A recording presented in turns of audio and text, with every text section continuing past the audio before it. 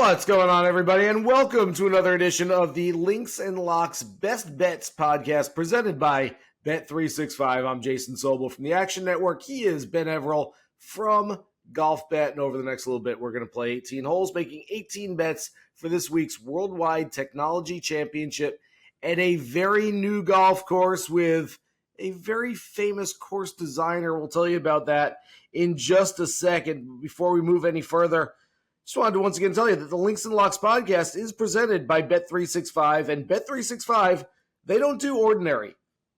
It believes that every sport should be epic.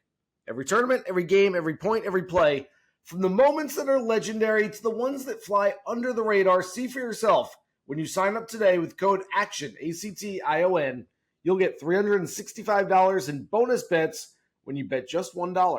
Whatever the sport, whatever the moment, it's never ordinary at Bet365. 21 or older only. Must be present in Colorado, Iowa, Kentucky, New Jersey, Ohio, or Virginia. If you or someone you know has a gambling problem and wants help, call 1-800-GAMBLER in Colorado, Kentucky, New Jersey, Ohio, or Virginia, or 1-800-BETS-OFF in Iowa. Terms and conditions, as always, apply. Moving on to this week's event. I teased it there a little bit, Benny, but for the first time ever, a Tiger Woods-designed golf course will be used as a PGA Tour venue, El Cardonal at Diamante in Cabo San Lucas. And you know what? I thought, hey, it's a good idea. For a change, let's have on somebody that's actually played the golf course and has a little bit of knowledge there. Oh, but wait, it's you, Ben. You played there.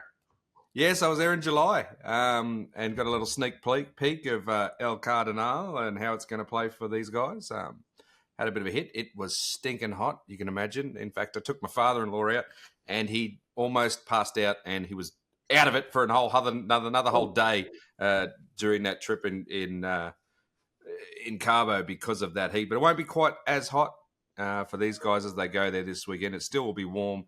And honestly, unless the wind blows, they could go super low on this place. Look, it's a Tiger, the first one Tiger designed, basically. And think of it, when Tiger was playing in his peak, what did he like?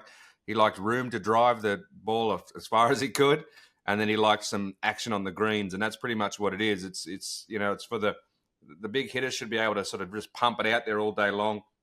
There are some, like even the first hole is a very gettable par 5 for these guys downhill. And then some, one or two drivable par 4s.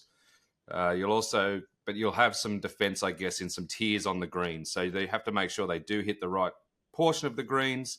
Otherwise, they'll have a few mini golf or circus-like putts. But yeah, look, I'm leaning towards the bigger hitter. I've got to tell you, we go up and down, essentially the slopes on the course, and the guys who can bomb it are gonna have a much easier time coming into those sectioned greens.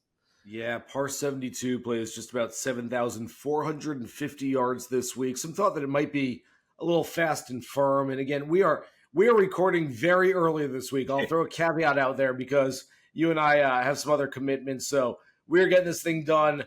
It's still morning on Monday for you out on the West Coast. Yeah. So very early this week. Have not heard from players yet. Haven't heard how the course is playing, anything like that. So again, just a little caveat, throwing that out there before we get going. But without further ado, as we always do during the PGA Tour season every week, let's play 18 holes, making 18 bets for this week's Worldwide Technology Championship. Ben Everill, you're on the tee.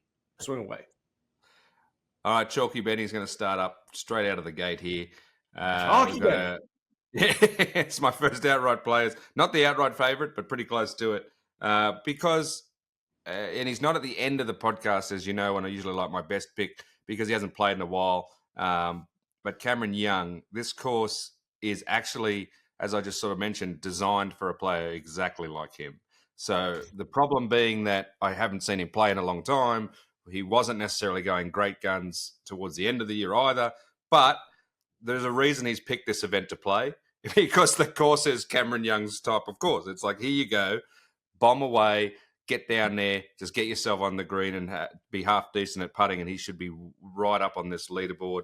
The plus 1,200, again, not exciting, but I think that if Cameron Young brings any sort of his regular game This course is literally made for him, and we know he still needs that win. Wants that win pretty bad.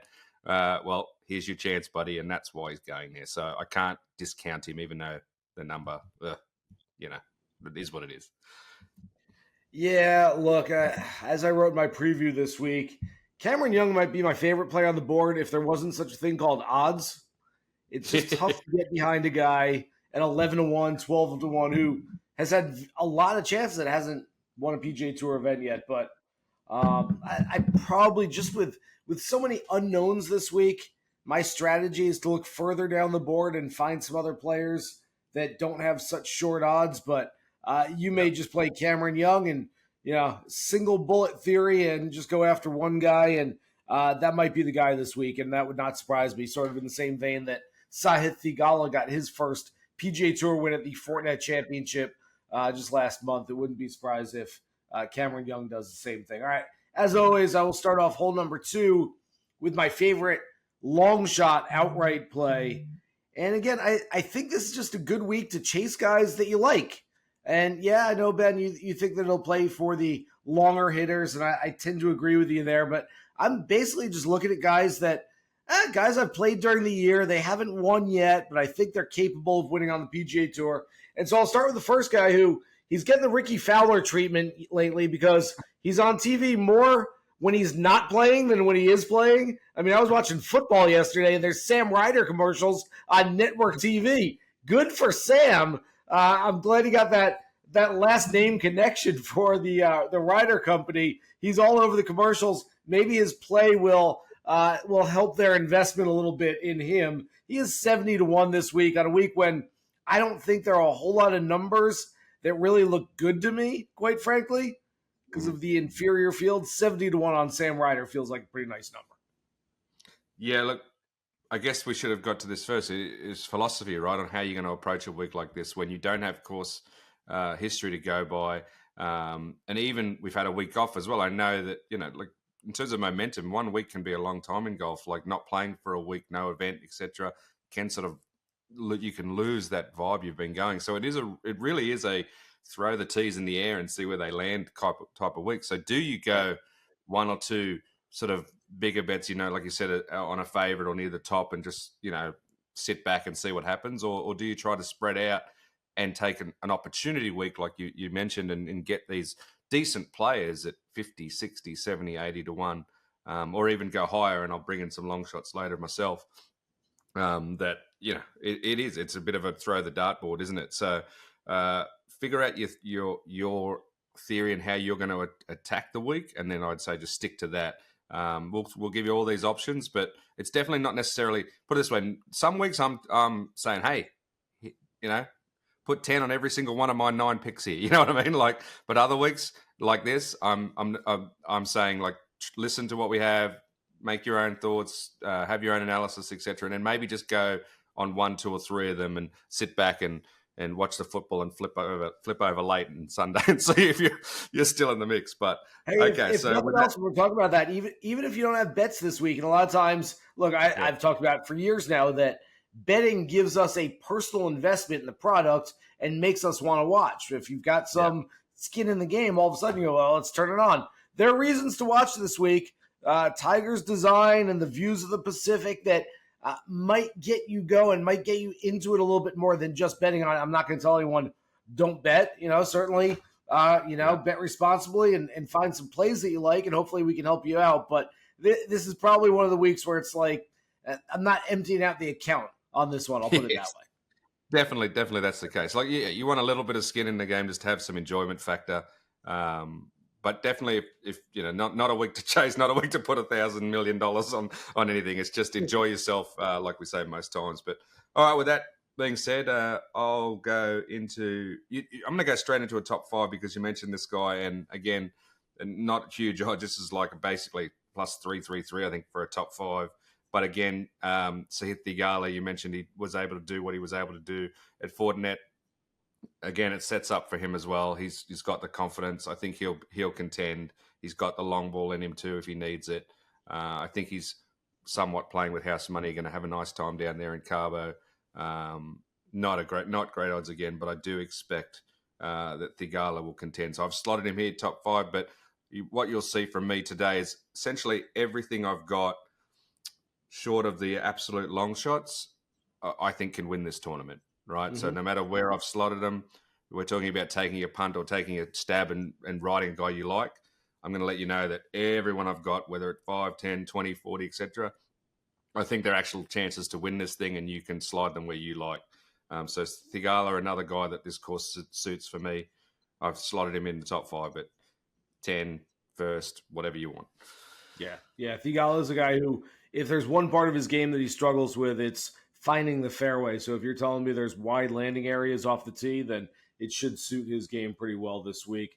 I'm going to go to the 4th hole and have my top 5 play a guy that's been playing some good golf lately. He's also in that little purgatory from between 51 and 60 on the PGA Tour's FedEx Cup points list right now, where it's like he's sort of in, sort of not, got to do some work.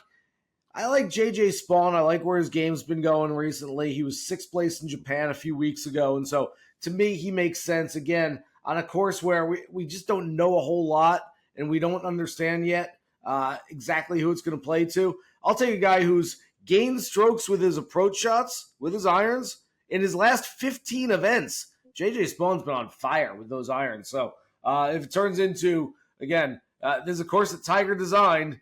Tiger's all about iron play. If it turns into a flushing contest between these guys, I think JJ Spaun can win that one. Yeah, good point. And again, another thing I'll bring in here is we sort of touched on it the last few weeks, but there is still this fight for cards and fight for those 10 spots, 51 to 60, to get into Pebble Beach and early next, the Signature Series or whatever you want to call it, early next year. So those guys have still got motivation to play well as the next 10 in the FedEx Cup. And also look at guys around that 125 bubble and decide whether you think that that's going to affect them in a positive or negative way. That might be where you can find a little bit of headway when you're looking at these type of picks. And you're right, JJ Spaun has been playing sneakily well. I was looking at him. There were a few matchups this early, groups of 5 or groups of 4 for the 72 that I liked the guy. And then I saw Spaun against him. I'm like, I'm staying out of that one because he's a bit of a wild card. He can play well. He's been playing well. So that in itself tells you that you might be onto something there. Where are you going with your 5th hole? 5th hole. All right, let's go to a top 10 play because I actually like this play, and it's only that I'm trying not to be biased that I didn't put him up in the top to win this week. But 30th on tour in putting, but also 39th on tour driving distance when you count all drives, can absolutely smash it up around the 300 no matter what club he's using off the tee.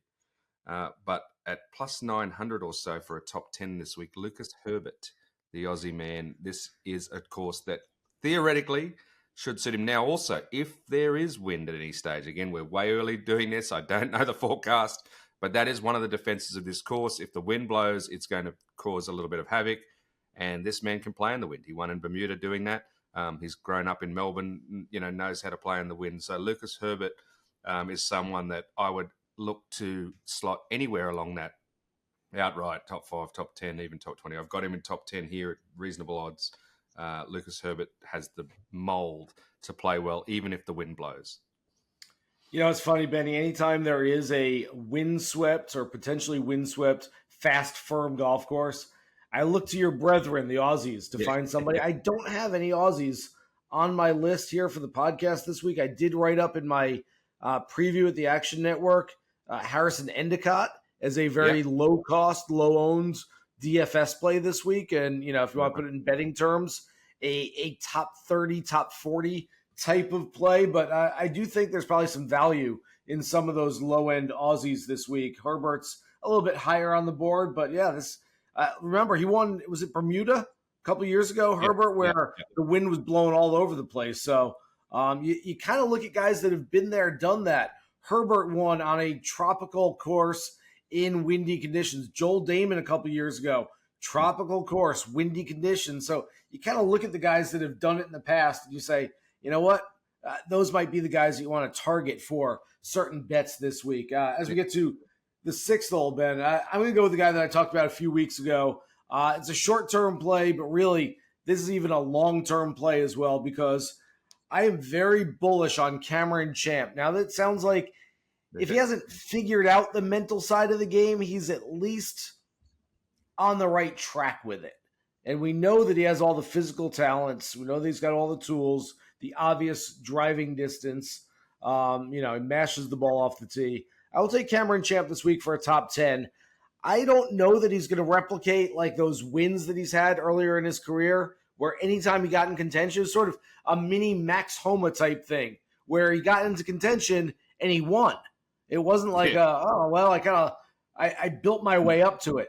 Very much like Siwoo Kim, too. There's a comparison there. But I can see him being like Siwoo was this past year, which is, well, I'm not winning at the same rate that I was winning as far as my title contentions, but my name is up there on more leaderboards. I'm consistently playing better high-level golf, and I can see Cameron Champ doing the same over the next 12 months. Well, I'll just segue straight into what was going to be my quote-unquote bank builder this week. And usually I like, as you know, in the top 40 to go a plus market, but I saw Champ at around about the minus 120 and thought, you know what, Cam Champ, very conservative, top 40 player, bank builder for me. I think absolutely. I think he'll do way better than 40th, to be honest. I think he can contend in this tournament, but I saw that as the option to effectively, pay for whatever else you might be doing this week. He is definitely on the right trajectory. Just like you pointed out, I think the biggest key to this is how he's been talking about it and how his mentality has seemingly changed. He doesn't seem to be as much fly off the handle and the world's against me when one shot goes wrong like he was in the past. Didn't really have the fortitude in some events when one little thing went wrong or two things went wrong. That has not been the case of late. He's absolutely playing well. I think if he can continue this trend over the rest of the fall, he's a dark horse to have a big year next year. So we'll see how that trend continues. But yeah, so my next hole would have been a top 40 play on Champ as a conservative bank builder at about the minus 120 scenario. Yeah, I think that makes sense there. All right, we get to the eighth hole, and I'm going to go back with another big hitter. Guy coming off the Corn Ferry Tour who's going to have his PGA Tour card for the first time, but he's played in a decent amount of PGA Tour events. He went 6 of 8, making the cut last season with a couple of top 10s. This season, he was 3 for 4 in limited starts because he was busy playing Corn Ferry Tour events, finished 23rd over there. Speaking of your Aussies, had James Nitties, former pro, on our radio show recently. He's been covering the Corn Ferry Tour, and I asked him, who are some of the guys that we're going to be watching out for on the PGA Tour this coming year? And the first name he mentioned is this guy I'm talking about, Chris Gotterup, the Oklahoma product, who has played some good golf, like I said, at this level already. Only 23rd on the Corn Ferry list. But look, doesn't really matter. Once you get there, you got to do something with it. And so it doesn't, there's some more perks with being first on the list than 23rd. But this is a guy who's going to get a little head start on some of his fellow Corn Ferry Tour guys getting in this week. And I'll throw him in there for a top 20. Like I said, he's played some good golf. A total of 9 made cuts and 12 career starts on the PGA Tour so far. Really tragic golf listeners that listen to everything and know everything about golf will know that Kevin Price is the tour's Corn Ferry Tour guru, and he loves all of the guys that play that tour. I'll put that out there, but speaks very highly of Chris Gotterup's chances to sort of take that next step. So haven't seen enough of him personally myself, but you've got Nitties who's been watching him, who I do respect very much because he knows his golf, and combined with Kev, who sees more KFT than anyone else in the universe, that speaks volumes for Gotterup's future. So good to see there. All right, you did a top 20. I'll finish off with a top 20 if you like. Random dude from this time a year ago, you would have thought would have done a lot more in the last 12 months. But recently decided to put his name back up in the lights a little bit. Canadian big hitter, who my only concern this week will be he's not the greatest putter in the universe, but if he can get himself on the greens in a reasonable amount of time because he smashes the ball and has just put up a T3 recently, Taylor Pendrith for me as a top 20 player and a potential winner. I think it's about plus 220-ish for a top 20. I also did notice a matchup where he had to beat 4 other guys at plus 400 as the outsider over, let me see here, Ramey, KH Lee, Montgomery, and Callum Tarrant. And I've got a little asterisk on Tarrant because he's the one that worries me in that little 5 ball because he can also hit it a long way. But plus 400 to just beat 4 guys, Taylor Pendrith, I think might have one of those good weeks that we haven't seen enough of after he was on the international team a year ago. Did not kick on like I would have liked to see, but little ray of hope in his recent play. Yeah, so Ben, you mentioned it there, and I like Pendrith, but I almost feel like if you're going in on him, go all in. Take him and play the outright, or don't play him at all. The thing with Pendrith, who I thought was going to have a big year, was doing absolutely nothing. Got to the Rocket Mortgage late June, early July, and finished in 14th place. His next start, 6th at the Barbasol. We're like, all right, here he comes. Wasn't good for a while, but now he's trending in the right direction. Womp womp. Misses the cut in 4 straight. And then you're like, forget that guy. I'm not playing Pendrith at all. And then he comes back and finishes 3rd in Las Vegas. And you're like, wait, okay, now I want him. You're kind of going back and forth. You're chasing the good stuff, trying to stay away from the bad stuff. He hasn't played since the Shriners about 3 weeks ago. I don't know which Taylor Pendrith is going to show up, but if I'm playing him, I'm playing for the ceiling, not the floor. And so I do think that he's got that potential to go out and play really, really well, but he's also got potential to play really poorly too.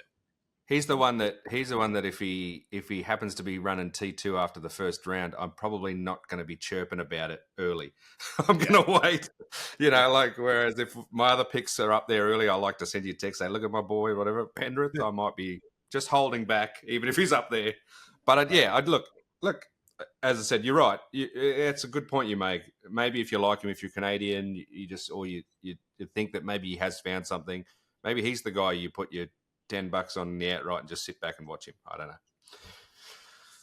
Yeah, so we're going to get to the back 9 in just a second here, making 9 more bets for the Worldwide Technology Championship. But first, another reminder that the Links and Locks podcast is presented by Bet365. Bet365 doesn't do ordinary. It believes that every sport should be epic, every tournament, every game, every point, every play. From the moments that are legendary to the ones that fly under the radar. See for yourself when you sign up today with code ACTION, and you'll get $365 in bonus bets when you bet just $1. Whatever the sport, whatever the moment, it's never ordinary at Bet365. 21 or older only, must be present in Colorado, Iowa, Kentucky, New Jersey, Ohio, or Virginia. If you or someone you know has a gambling problem and wants help, call 1-800-GAMBLER in Colorado, Kentucky, New Jersey, Ohio, and Virginia, or 1-800-BETS-OFF in Iowa. Terms and conditions apply.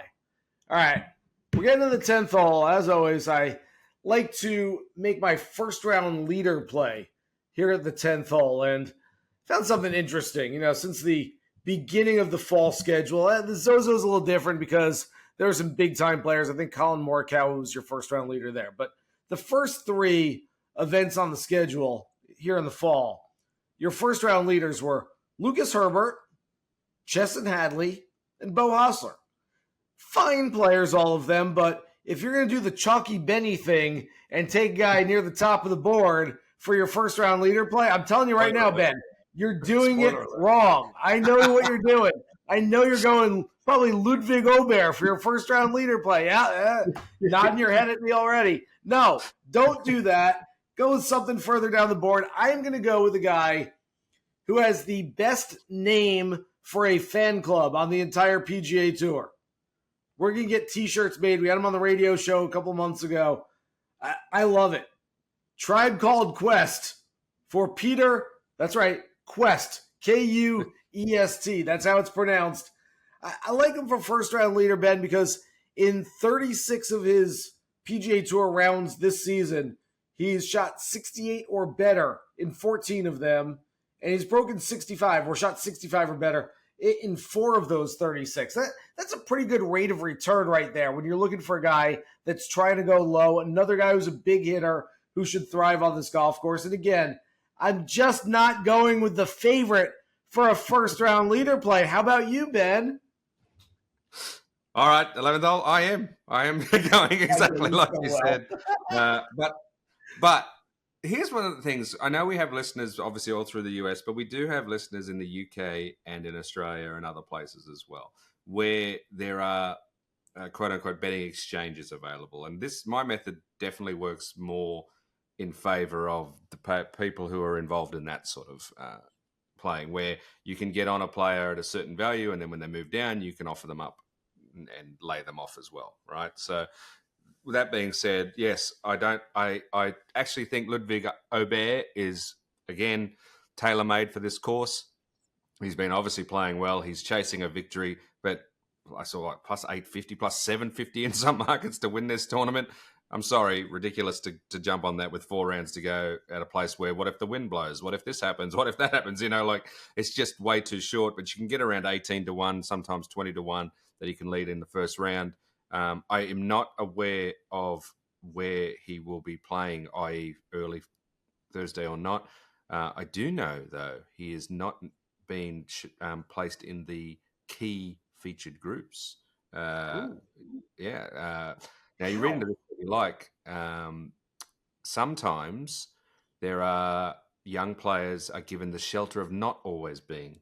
So maybe it's a scenario where, look, we've been hammering him for a month and 6 weeks or whatever.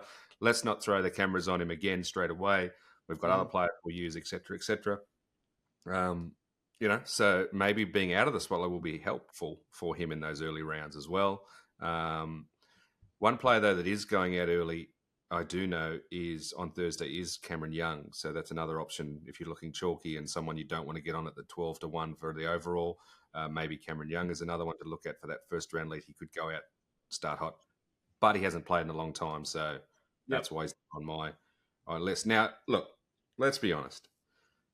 It's a throw. You're throwing darts, first round leader. You always are. So you take a thing. You take a punt. You can either go down my method, as I said, and it's more about trying to get the guy at the top of the board who you think can win at a better value. That's all it is. It's a value play.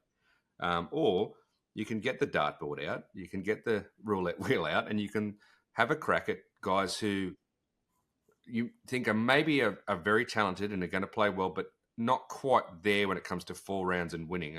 A guy that you mentioned actually comes out a lot. Beau Hossler is a player that, he's definitely good enough to win on the tour, but for whatever reason, he's got that bugaboo and, can't quite get over the line. So he becomes an actual great player to do in first round leader scenarios if you think that he's going to play well. Maybe take a punt on those players if you will. And look, there probably isn't a player in the field. Maybe there are a few, but you can make an argument for any of them. So if you want to have a little lottery stab, sit there in that 50 to 75 to 80 to 1 and see a name you like and have a crack. But for me, I play the Aberg line, hoping that if it hits, you get your 18 to 1. If it doesn't, he's not going to be 750. He's going to be 2 or 3 back, and you still like him. You might be able to get on him for the outright at 12 to 1, 13 to 1. Go from there. So the one thing about Studvig that I'll say is the fact that he is not playing catch-up, essentially trying to learn and prep for a course this week that everyone else has played and has experience on. It's a level playing field, which essentially should give him an indirect advantage. All right. You gave me a very nice segue there, Benny, into the 12th hole, where I will talk about Beau Hossler, and I expect him to be a very popular outright selection. He opened in most markets right around 30 to 1. I would not be surprised if he's something closer to the 22 to 24 range by the time they tee off on Thursday, just based on his recent play. 7th in Vegas and shared runner-up honors in Japan. I would think that a lot of people are jumping on Beau Hossler. I don't mind that by any means. I'm going to look to play him in matchups, though. I think there's more value in matchups for Beau Hossler. Has a nice ceiling, but also has a very, very nice floor. And so, again, we are recording very early in the week, earlier than usual. So a lot of the books don't even have matchups listed yet. I would like Hossler against a Lucas Glover, an Emiliano Grillo, a Chris Kirk, maybe even a Keith Mitchell. Hurts my heart to say that about Mitchell, but Hossler playing the best golf of his career right now. So I would look to play him against some of those guys where all he's got to do is beat one other player. It doesn't have to beat the entire field. 100%, mate. 13th hole, I've got my Bet365 player finish market, Beau Hossler. It's 29 or better. It's that minus 120, I know. But I expect he'll continue his good form. I just don't know if he's going to be able to get over that final hurdle and win. He's one of those players that the sliding door moment is massive for him. It was it Houston that he was going to win quite a few years ago, and then he got run down by a excitable Englishman who took him out. And I think from that moment, because Beau did everything right that day, like he was one in front, he played the last hole very smart, he put himself on the green into it, he made a great lag putt, and he got the par, and then he got tied by a long range birdie, and then the nerves hit and etc. And I feel like if the sliding door went the other way, we're probably talking about Beau Hossler, 3-time winner by now. But now we've got 0, and the nerves just kick up every single time. He can absolutely put himself in contention. It's just that last tick over that I worry about. So anything that's top 30 or better for him most weeks is something to look at. And I think that the 29 or better at Bet365 is a nice solid play. Yeah, I think that makes a ton of sense. So I like that. All right, the next two holes, 14 and 16, I've grouped together a couple players for each of these holes. I'll go with, for the 14th hole, top 30 plays on a couple guys that I give a bump to anytime there's going to be wind. Now, looking at the Cabo San Lucas area right now, 3 days ahead of the first round, it looks like winds gusting to the mid-teens miles per hour wise throughout the entire week. So it's not, this is not hurricane-like conditions, not even like what we saw with Damon winning in Punta Cana or Herbert winning in Bermuda a couple years ago, but there should be some wind. Tyler Duncan actually playing some really nice golf. He's a guy that I always like to target when the wind is blowing. And then Kevin Tway not playing some nice golf, but I do like him when there's windy conditions. So again, very conservative top 30 type plays, but a couple guys that anytime it starts blowing, I feel like those are guys that actually like those conditions better than some of their fellow competitors. Yeah, for sure. And as having been there too, it doesn't need much wind. It's completely exposed. Doesn't need much wind, and it's going to affect things. So to the point where, I know Tiger would love to have the greens like running at 15 if he could, but you just can't do that when you're exposed to potential wind that they might get out there. So that's why he sort of got the tiers. And it's one of those courses that actually is fun as an amateur to play because you end up with these long curving up and down putts off on certain greens. You have to sort of think, right. But that won't be in as play as much for these pros, obviously, because they very rarely miss the wrong quadrant on approach, etc. But yeah, it'd be fun to see how deep they actually go, and I would like at least one day of big wind just to test them.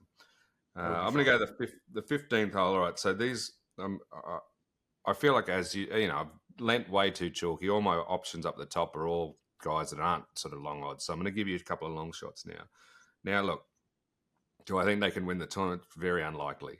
So look at them more in your top 40s and top 30s, etc. Because one of them's 300 to 1 to win and one's 400 to 1 to win.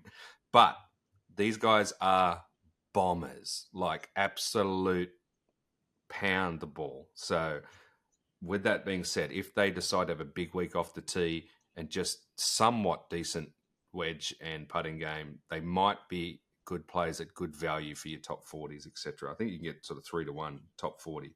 First one is third on tour for driving distance with all drives, Trevor Cone, and then 10th on driving distance across the whole tour, 400 to 1 to win the tournament, but Brent Grant. Those two guys just based purely on their distance and knowing, as I said, that they can spray it a little.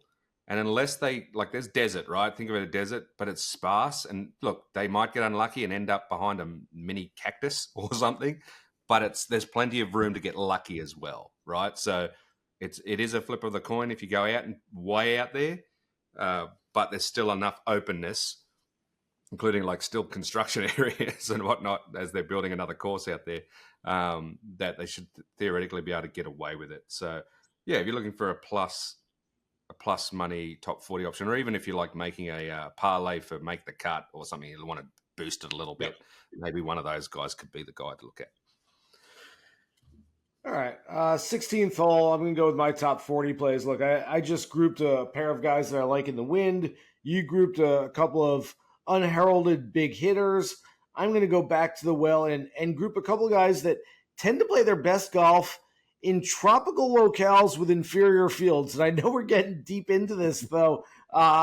Look, there's something to it. When you're playing against a field and you kind of look around and go, all right, like, there's no Rory, there's no Rahm, there's no Scotty Scheffler. Like, I kind of belong here. All of a sudden, it boosts your confidence level a little bit.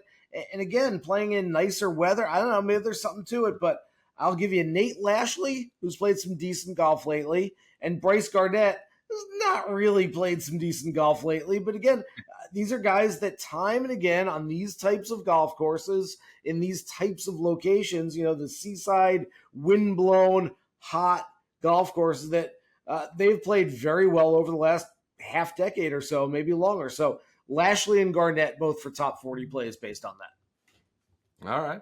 Yeah, as I said, with no course history to go on and all the unknowns, it's a chance to grab guys that you like for whatever reason. So most weeks I like to try to find something I can disagree with you on, but it's harder to do that in a week like this.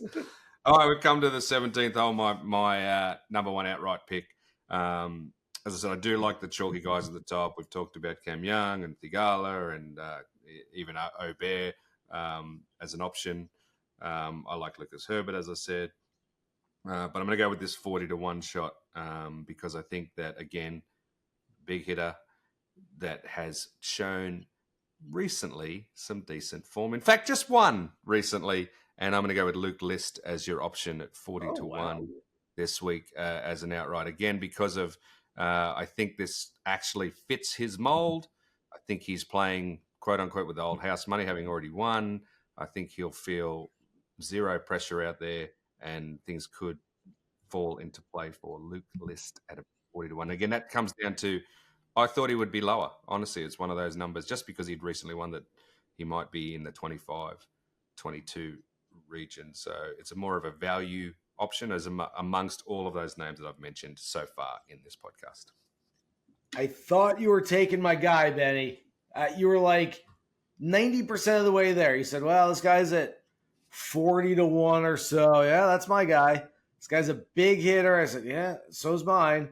This guy won recently. Oh, wait, no, mine's come close a few times, but he has not won yet on the PGA Tour. If not for a flag stick that was left in back in January, he probably would have gotten into a playoff with John Rahm at the American Express, and who knows what might have happened back then. Since then, Davis Thompson's played some very, very consistent high-level golf, top 35 in 6 of his last 7 starts, and again, has a nice number.